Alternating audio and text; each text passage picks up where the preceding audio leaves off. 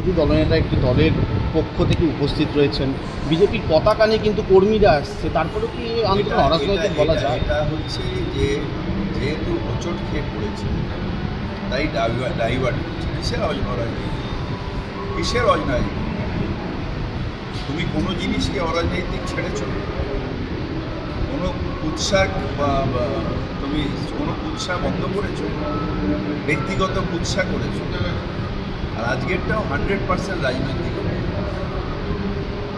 আর মেয়ের মা, মানে রাজ্যপালের মৃত তরুণীর মা কালকেও বলেছেন যে ওনারা মুখ্যমন্ত্রীর পদত্যাগ চান এই 1 বছরের মাথায়। দেখুন, মানুষ মুখ্যমন্ত্রীকে মুখ্যমন্ত্রী করেছে।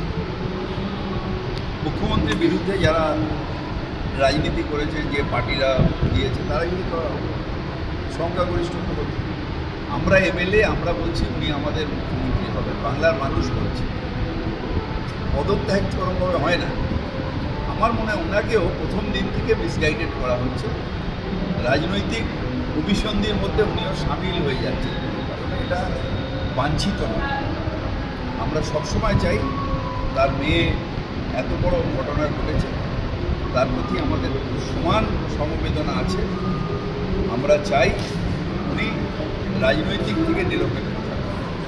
মুখ্যমন্ত্রী তার বাড়িতে গিয়ে দেখা করেছেন, সব রকম সাহায্যের আশ্বাস দিয়েছেন।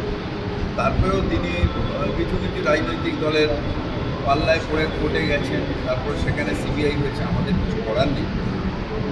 কিন্তু এইটা অভিপ্রেত নয় যে ঘটনাটা ঘটছে। শেষ প্রশ্ন, আর দেখো, ব্যাপারটা হচ্ছে এটা অত্যন্ত দুঃখের। আর্জি করে আমার যে মেয়ের উপরে অত্যাচার হয়েছে, এটার প্রতিবাদ আমাদের সবার মনের মধ্যে আছে। এটা নিয়ে কোনো দ্বিমত নেই যে দোষীর শাস্তি চাই, সবাই আমরা বলছি। কিন্তু পলিটিক্যালাইজ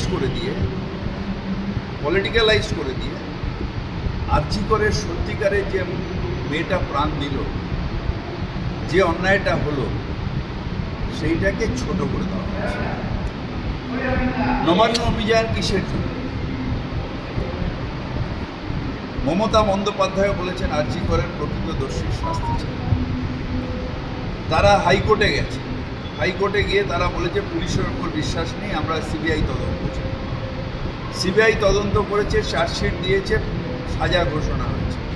সেই সাজায় আমরা সন্তুষ্ট নই। আমরা বিশ্বাস করি যে এটা যদি পুলিশ তদন্ত করতো তাহলে আমরা ফাঁসির হুকুম পেতাম।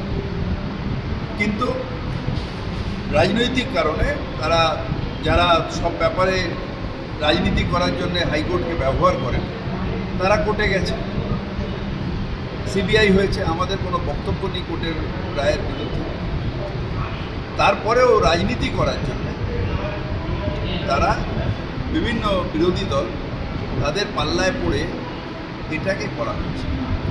কেন কালীঘাট?